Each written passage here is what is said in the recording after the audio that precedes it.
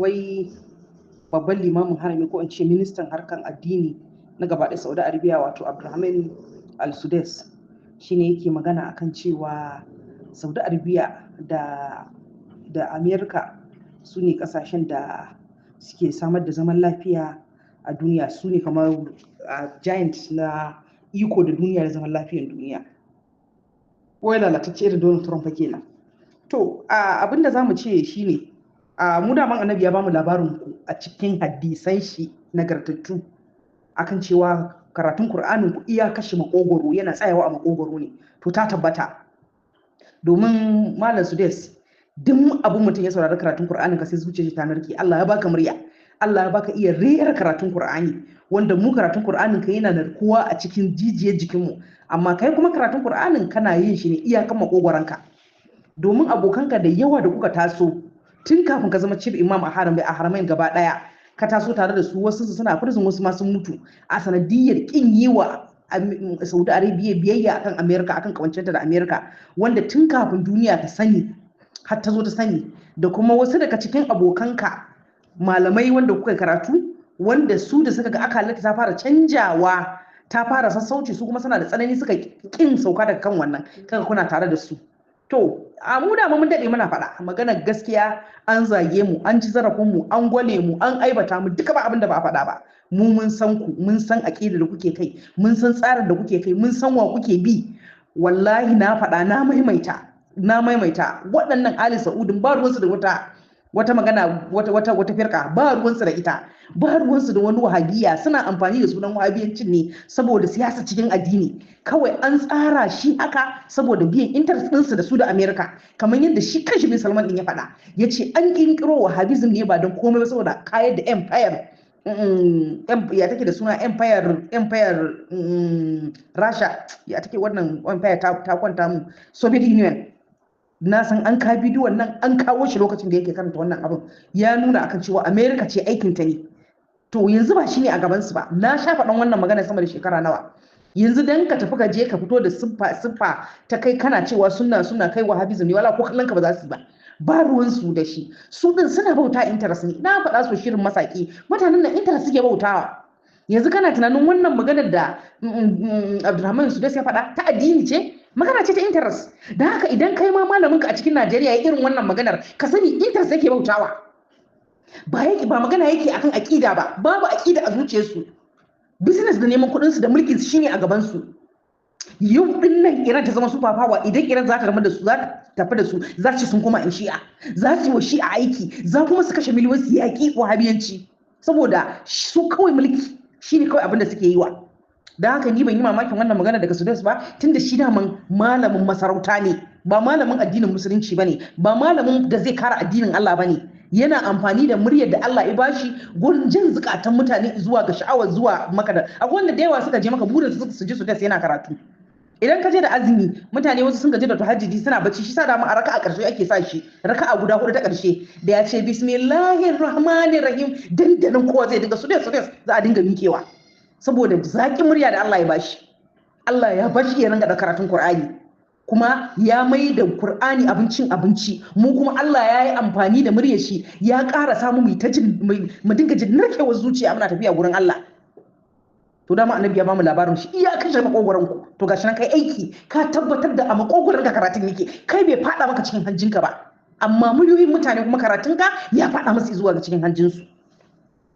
Da haka wani abu ba abin mamaki bane, kar ku yi mamaki. Duk wanda yake kallo da ido bi kar, ba wani da yake sarrafa kwakwalwar shi ba, ya tabbatar su wani mutanen nan wani irin mutane ne, ya san wa suke wa aiki, ya san tare da wa suke. Shi malamin Ali Saudi ne, masarautar Saudiya, da tare da su yake. Su kuma yaran Amerika da Isra'ila ne. Kawai maganar da Trump ya faɗa jiya akan bin Salman ya ishe ka, duk wata amsa da kake nema ta ya bada ita a nan gurin. Maganar da ya akan Larabawa jiya Donald Trump, babu wani wanda zai zauna ya fara tunanin wani abu akan Larabawa sai shashasha, kai sai a shashashan ma sai shaka tafi. Amma Saudiya, Isra'ila, Ingila duk tare suke, layi ɗaya ne, ba su da bambanci. Su ma sun faɗa tare suke, me kake jira? Da haka Sudais sun ya zo ya faɗi wannan magana, shi kuma malamin su ne, karan farautar su ne. Da haka ba abun mamaki a ciki. Allah ka rufa mana asiri. Mu dai karatun da kai mana Allah ya maka, Allah ya saka da alkhairi. Mun ji daɗin karatun ka yana da daɗi kwarai da gaske, karatun ka yana da daɗi wallahi malam Sudais. amma kai karatun ka bai amfana maka ba, mu kan karatun ka ya amfana mana. Allah ya rufa asiri. Kalli da mizal yake yawo a sararin samaniya Tel Aviv.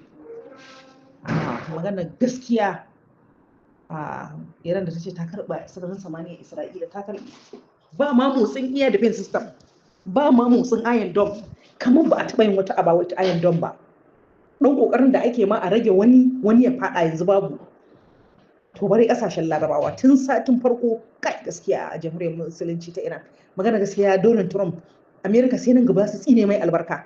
Masu sojojin ma'ana intelligence na America dama a lokacin suka fara suka ce kayan yakin America karkarinta daga kwana 4 zuwa 7 zai kare. Sai gashin mu kuma ta ba yan uwa ba a kwana 7 ba kasashen Larabawa suka fara korafi, aka kai munzalin da suka ce sai in sun ga wuri mai muhimmanci sannan ake iya sa air defense system ta kade, amma wuri mara muhimmanci ma ba a sawa, ana ji ana gani ake kyale shi ya sauka saboda a tsadar mizal din da yake fita. Duk fa wannan kudin na Larabawa kenan. Kar ku manta dakta ya mana karatu akan wannan tsinken na tat, kowane guda 1 miliyan 16 duk a shekara gaba ɗaya an ce guda 6 zuwa 7 ake iya kerawa a duk wata ne kai, ko guda 6 ake iya samarwa.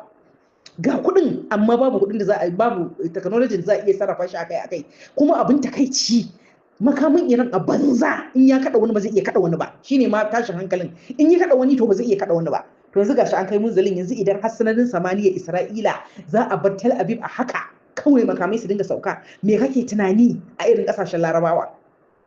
To wannan yaki da sun dauko kansu abin da zai kashe kansu haka kawai. Yanzu wannan dattijan da ku shahandantar da shi ba, da tun an ji an zuguna a gaban shi an bashi hakuri ya hakura, an ji an tafi kitsa wata masifar da kitsa wani sharrin, an gama an gajiyar da su a sararin samaniya, shine kuma shi dan ya kare musu sabuwar hudu ba su zo su taho a aikin kasa. Kar ku dauka yakin da suka iya kenan ta sama, in ka cire yakin sama Isra'ila da Amerika kasashen Laraba ba abin da su iya, karfin su a kaso 100 kaso 90 sama ne. To sun ga Iran ta gaje da su ta sama, wai kuma za su koma inda Iran din tafi kwarewa ta ƙasa, inda kuma akwai ba su da kwarewa ta ƙasa za a koma ta ƙasa. Gashi nan tun ba a kaddamar ba an fara kwashe sojoji, ana kama wasu da hannu aka ce wasu, ana maganar an kama sojan Delta Force da hannu a karo na 2 kusan mutum 50. Me kake tunani karke kuwa za su yi su sa kowace ƙasa ta ba su soja? Allah sarki ka kasashen mun Afirka miskinai, karke haka za a zo America da ƙasar Saudiya ta amfani da addini ai ta kwasar sojoji daga ƙasa ana ba su. Karshe wannan shine plan da ake kai, karke kuma a samu miyagun malamai su kuma su yi huduba akan cewa jihadi ne kaza a ɗibi wahabiyawa daga ƙasa su ma a je a yi musu training din alakoro wanda bai fi kwana 7 kwana 10 ba, a ba su makami a je a tura Hizbullah su ko a tura Yamanai su loma fada da su. Karken zancen abin da za a yi kenan. In aka rasa yadda za a yi wallahi za ku ce na gaya muku yan uwa, karke fatawa ko da a ɓoye ne haka za a fara fatawa a ce an tafi jihadi a an yi asiriya mu za a tafi jihadi a je a kare Ka'aba, mu taho a je a kare ɗakin Allah, za mu mutu saboda Ka'aba, a ebe su kuma ƙarya ne a je a tura Iran su. Loma fari za su yi da su. Duk masifar wahabiyanci irin na Siriya gashi nan sun gagara shiga Siriya, sun gagara shiga Lebanon. In ba ku manta ba sun yi kokari, sun fi so 5 suna shiga suna komawa saboda sun san me za su shiga. Akwai shigar da suka yi, manomi makiyayi ne yana kiwo ya gansu da hannun shi ya kashe kusan mutum 10 ya ɗebi mutum nawa ya je kawai 'yan sanda su. Mutum ɗaya aka tambaye shi ku nawa ne suka yi, ya ce shi kadai ne. Kai dan Hizbullah ne ba dan Hizbullah bane. Ina ga 'yan Hizbullah yanzu dai kuna ganin yadda 'yan Hizbullah suke loma farko da mutanen Isra'ila, gudu suke in suka ga sojojin Hizbullah suna kuka da wannan ɗinsu. To karke wallahi tallahi in ba ku yi wasa ba haka za su dinga tattara ku daga Afirka suna ce muku jihadi ne, wata fa su je a kai wa Hizbullah da Yamanai su je su loma fara da ku. Allah ya kyauta. Ga wasu rahotanni guda 3 a nan kin sanar da mutuwar mai magana da yawun IDF na mai harkar larabci, wannan mutum akwai matsiyaci wanda aka haɗa draman nan da shi har yake nuna yadda ƙarshe za a yi da Qur'ani. Mai kira akan cewa bin Abdul Wahab ya ce ba Yahudawa da Nasara ne abokan gaba shi ba, shi 'yan Shi'a ne. Na san da yawa an gane shi. Ko matar shi ta mutu sun ce da ciki wata 8 a kusa da ita kuma akwai yaran su guda 2. To Allah ya taimaki Iran. Irin wannan mutuwar ake so a dinga gani, su ji yadda suke wurin kashe mata da yara a Gaza, su ji yadda suke kashe mata da yara a Lebanon, su ji yadda suke sawa ana kashewa a Najeriya, su ji yadda suke sa ana kashewa a Burkina Faso, yadda ake kashewa a Mali duka inda ake ta'addanci su suke hada shi su ba da ba 'yan ta'adda makamai su ta kashe masu la ilaha illallah ba abin da suke so idan su ana kashe mai la ilaha illallah. To wannan dai mutuwa tuma ta waiwaye su, a rauni ya kare sun fara faɗa mutuwa da kansu, kuma ita ma jami'a IDF ce ita ma ta ɗauki rayukan wasu da yawa ta kakashe 'ya'yan wasu. To ita ma yau ta ji abin da uwa take ji, babu wadda ta kai uwa tausayi. In ka ji an kashe wata uwa da 'ya'yanta, kawai in 'ya'yanka na kusa da kai su zaka kalla ka dinga kawo a ranka ka ji ya kake ji. Yanzu ka ga bidiyon ɗazun nan da uwa ta tafi nemo 'ya'yanta abinci zuwa da su duk sun zama gawa an kashe mata su. To a ce kuma mace ce take aikin da kanta take kashewa. To ai wannan matar ta kai muddaha a rashin imani. Kaga shi ma yanzu ya dawo ya tarar da ba matar da 'ya'yan, zai ji ya mutanen Gaza suke ji, ya raɗaɗin abin yake. Alhamdulillah. Nan kuma mai magana da yawun Katamul Anbiya shine magana akan cewa a za a yi mamaki, makiya za su yi mamakin makamin da su fito da shi. Za su fito da makamin da ba a taɓa tunanin za a gani ba, kuma in suka kai hari da shi harin zai tsanani. Za su kai harin da ba a taɓa ganin irin shi ba a tarihin duniya. Zai zama shine hari mafi haɗari da aka taɓa gani a tarihin duniya. To almusulma muna ji muna gani muna jira Allah ya taimake ki. Kuma wannan makami in kun fito da shi duk adadin karfin da yake da shi to Allah ya ƙara mai ƙarfi. Ya sai da faɗi maza hara a taimaka musu a ƙara wannan makamin nasu wuta, duk tsananin wutar da suka sa mai, ko da ko ta tasu ta kai nauyin nukiliya to ki ƙara shi, yanda duk abin da suka daka sai sun san an da duniya ta san an dake shi. A nan kuma shi ma sojojin Iran din ne suka faɗa akan cewa sun sauko da wani sabon drone Lucas wanda Amerika ta fito da shi ta kai hari a Bandar Abbas. A nan gurin suka samu suka kaɗo shi ya faɗo. Suna magana sun kaɗo jirage 135 daga fara wannan yakin. Masha Allah al-musulma, Allah ya taimake ku, Allah ya ƙara. In Allah ya yarda dukkan makamin da ya shiga ƙasar ku sai kun kaɗe shi. Duk makamin da kuka mai hari, suka aka kai muku hari da shi sunan shi kaɗaɗɗe. Insha Allah da missile da drone da aircraft duka duk irin kalan makamin da ko allura suka jefa muku Allah sai kun make ta. Kai in Allah da ko nukiliya suka jefa muku sai Allah ya sa kun tare ta wanje kun maka musu kayan su. Masu Holy Land, ƙasar alƙawari, wanda suke ficewa suna tafiya Cyprus, ana neman hanyar gudu. Masu ƙasar alƙawari da Allah ya musu alƙawari su ne suke ficewa daga cikinta. Shelter ta ƙi zaunuwa, babu wani guri safe a cikin Isra'ila. Dama abinda tun farko irin ta dinga gaya musu kenan.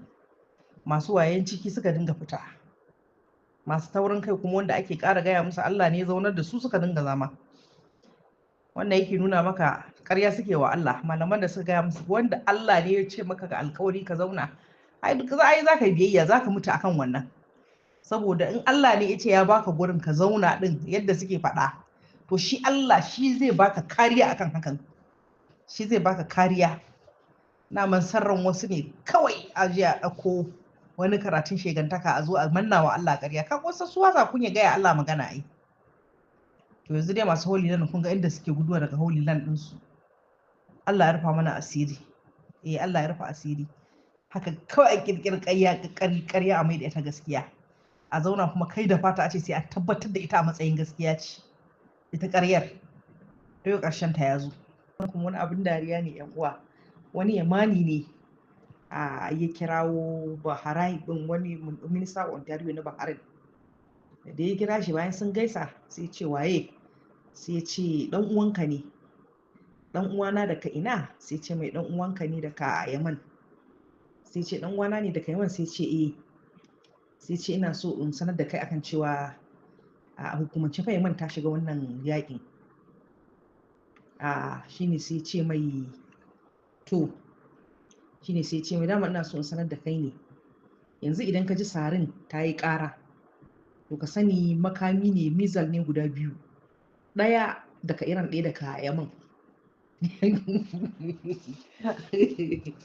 Yau ba Minister of Ontario ba bacci. Babu wanda suka tsana su shiga yaki dama irin mutanen Yaman. Saboda sun fi kowa sanin halinsu kuma a kusa da su suke. Bahrain ɗin nan kusa da Iran take. Kusa da Iran take Bahrain, yan uwa ku duba map za ku gani. Tsakankani take, ga Yaman a gefe ga Iran. Don haka Allah da kyauta kawai. sannan kuma ku kalli ɓannar da suka yi, suka kai wani ɗan gwagwarmaya, wani matashi, suka je suka azabtar da shi, suka ba suka kashe shi. Da yawa wasu daga cikin garin suka dinga gudu saboda sun san abin da zai je ya dawo. Wannan fitowar ta Yaman, shigowar Yaman nan dinnan karatu ne mai ɗimbin yawa, to Allah ya taimaka. Nan kuma Ansarullah ne na Yaman, wato Al-Houthi, suke mai magana da yawan sojojinsu yake magana akan harinsu na farko da suka kaddama akan sojojin Isra'ila. Sun yi amfani da plastic missile, sun yi targeting din Isra'il military a kudancin Palestine inda Isra'ila ta mamaye. Sun ce kuma za su ci gaba da wannan harin nasu, za su ci gaba da kai hare-haren su har sai sun cimma bukatun da suke kai, ma'ana ma'ana dai karshen abin da sun tafi Isra'ila za a ce sai sun kore su, sun bar wa Palestinian kasar su kamar yadda kowa ya sani. Allah ya taimake ku ya mane mutanen Allah, Allah ya cika muku burin ku, Allah ya cika muku burin ku. Allah ya gani muna tare da ku da ruhi da gangar jiki, muna bin ku da addu'a. Mu ma muna iyakan nama abin da Allah ya kuwace mana ne. Ku da kuke yi da damtse da ranku da dukiyar ku, to Allah ya taimake ku, muna muku addu'a. Da wannan muke kira kowa ya kokari a cikin wannan tafiyar. Idan addu'a ce karfin ka yi, idan ba da taimakon kuɗi ne karfin ka yi, duk ta hanyar da ka za ka taimaka ka taimaka, kar dai ka zauna ka kasance kai shiru sai dai kawai ka ji abu. Allah ya taimake ku ya mana mutanen Allah. Yanzu wasa zai canja salo, wanda Isra'ila ta fi kowa sanin su waye Yamanai, ta san su ba su da daɗi, ba su da daɗi amma a gurin su, amma a gurin mu'minai to fa daɗi ne da su, saboda mutane ne da suke da son adalci da rashin ƙinƙyamin mutane da tausayi. Amma a gurin magauta, masu 'yan fashi da makami, maɓannata, to suna da tsauri, suna da kaushi. To Allah ya taimake ku ya mane mutanen Allah. Uwa dan Allah ku kalli wani mizal da Iran ta aika shi zuwa Dubai. Wannan jaridar ta ce Dubai tana konewa. Iran ta kai hari Dubai da mizal da drone. An ji ƙara abin fashewa a wuri 10. Akwai Dubai International Airport da kuma Abu Dhabi International Airport. Gaba ɗaya sun tsaida aikinsu, airport ɗin ta tsaya saboda wannan abin da yake faruwa. 'Yan uwa da yawa mutane suna ji ana Dubai, ana tafiya kasuwanci, amma masifar da take cikin Dubai ta wuce yadda duk ɗan adam yake tunani. Ina ganin akwai wani ɗan kasuwa a Nuna ya taɓa bamu wannan labarin akan yadda ake kuɗi mazgo kawai ake kwashewa ana kai shi Dubai. Harkar 'yan yahu ne a Dubai ne, a kassara wata ƙasa a Dubai, duk duniya wanda ya kai Dubai. Harkar gwalagwalai, ko duka ina ka sato gwal ka shiga da shi Dubai sai an gyara maka shi, an maka aiki ka biya ka shige da shi. Ba ruwansu, kawai haramiya ko ta ko ina, kawai haramiya. A kashe mutum akan gwal, a zubar da jini akan. Yanzu ka ɗauko wannan ɗan kasuwan nasu, mukami ne da shi port ɗin duniya fa, amma sai da ya zama ba shi kaɗan ne bambancin shi da shi da Epstein ɗin. Kullum har abinci yake dafawa Epstein ɗin shi.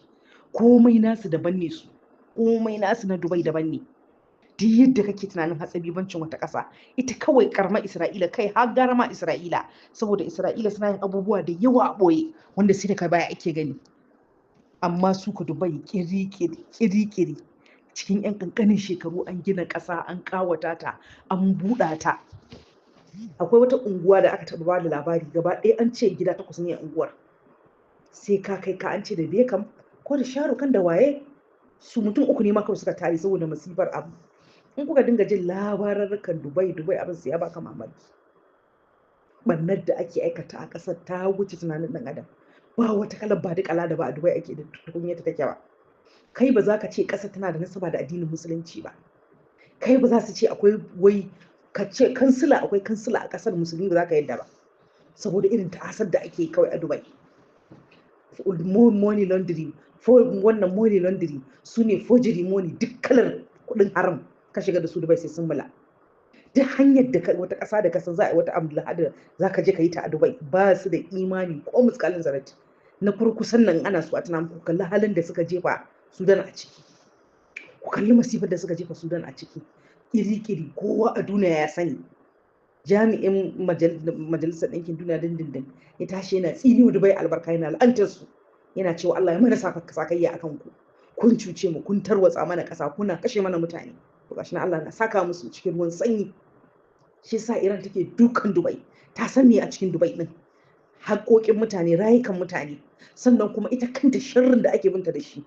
Hatta in ba kuma ta bi wannan wutar ta Bandar Abbas lokacin da aka banka irin wurin kwana 3 ta nan ta mutuwa. Yace Iran ba ta fito ta faɗi waye ya mata ba, amma amsar da za ku ga aikace ramuwa sai gashi ko ba a daɗe ba sai gashi shi ma ɗinta ya kama wurin kwana 3 yana fitar da wuta. Alamar daga Dubai aka haɗa baki aka je aka sa mata kayan fashewa a cikin kwantena ya kashe mata ɗaruruwan mutane. To haka Dubai take. Shi yasa Iran take tsanantawa a Dubai din, ta san me a cikin Dubai. Kuma majority su kawai da abin da Isra'ila take so ta yi da ƙasar su ta yi kawai face ita a cikin Isra'ila. Shi yasa ba ta taɓa kallon tana duka ƙasar da take da nasaba da musulunci, saboda su ma ba su danganta kansu da musulunci ba, sun fi danganta kansu ga shedan kai tsaye. Ka gani temple gidan bautar Indiya wacce aka yi temple din su duk duniya banda Indiya sai Dubai ita ce ta biyu. Sai daga bayan muka samu labari a shi'o da ta fi taɓa bautawa Allah ba, Hindi ce. Allah ya mana tsari da waɗannan miyagun mutane. Haka wani ɗan shi da na taɓa gani shi ma da ya auri wata 'yar Germany, kai kana kallon ɗan bature sak gani kabban nan ta fito ta yawa, ya tura ɗan Europe ya bashi kuɗi baya su ma a gaɗan duk taro a cikin familin su ba a gani. Cakwakiyar da ke cikin gidan masarautar Dubai ta wuce tunanin ɗan adam. Allah ke muke hudu musulunci da Iran duk inda kaga irin tare ke wuta. Ta biyun su kuma muna nan da ku saura Saudi Arabia, suna nan suna haɗa ƙarfin su a cikin Saudiya kuma kar a ji da wai ta fara dukan Saudiya waɗannan mutanen mun barin su fara ihu. Suna nan hatta akwai wani wanda yake a Makka ya sani a harami akwai base din America da suka yi shi underground a ƙarƙashin ƙasa. To ana nan shi wannan base din na a cikin kusa harami ba, kar ku ɗauka wata unguwa a harami kusa da zanzan din nan akwai base an yi anan saboda tsabacin amanar ubangiji. Ku zo ku ɗauko base din America tsinannu ku zo ku sashi a cikin Ka'aba saboda a tunanin su ba za a doki Ka'aba ba. To idan aka gama da ko ina karke Iran daga wannan base din za a zo a dinga kai mata hari, saboda da ta kai hari a ce ta rushe Ka'aba, a sa mata fenti a ce ta rushe Ka'aba. Ko kuma in suka ga ba su da yadda za su yi, za ta yi wata hikimar, to ƙarshen ta su kai wa haramin Ka'aba duka su sa mai wuta su ce Iran ce. Dan dai abin da suka yi ma na shekara da shekaru ya expire. Da ne hatta Saudiyar man aka daka da tun wani kuka ma za su fasa wasu. Wallahi malaman nan mun bari kuka wani la ilaha illallah inna lillahi, duniya ta zo ƙarshe, tashin duniya ya zo, haramin maka ake la ilaha illallah. Da mun ga mu koyi shi ba musulmi bane, ya zai musulmi ya kai wa harami maka, alhalin Yazid ya kona, ya taba kona Ka'aba, Hajjaji ma ya kona Ka'aba. Akwai wani almajirin wani malami ne ya rike Ka'aba kwana 3 ya dinga gargaza ginin Ka'aba, ya dinga gargaza, ya kashe mutane sun fi 100 a cikin Ka'aba. Amma saboda su Iran ne dandanan za a juya musu magana. To Allah ya rufa asiri. Yanzu zamani ne na social media, babu wani wanda za a yi alaye, kowa ma ya waye, kowa ya kallon komai da kowa ake. Gashi ne yanzu suna ji suna gani dai su ja bakin su shiru, ko ina suke a duniya sai dai su shiru, saboda matasa ma sun ishe ka. Da ka fara zagin Iran, ba mutanen Iran din ya sarama ba, mutanen kusa da kai ne ya zama da tsitsi ne musu albarka. Yasa ba dan Allah ba suka ja baki suka yi shiru, ba sa tare da abin amma ba dama a yaka. To Allah ba mu rai da lafiya, amma muna tabbatar muku bayan Dubai to Saudiya, saboda da ita ana nan a nan ake tattara karfi. Shedanin duniya suna nan a Saudiya, kuma ba a Riyadh ko wani abu ba, a Makka haramin Makka anan ake kulle sabuwar tsiyar, kuma anan ake shirya irin dukkanin wani jafa'i. Ana nan ana amfani da harami gurin shirya mata masifa. Allah kuma zai mata magani.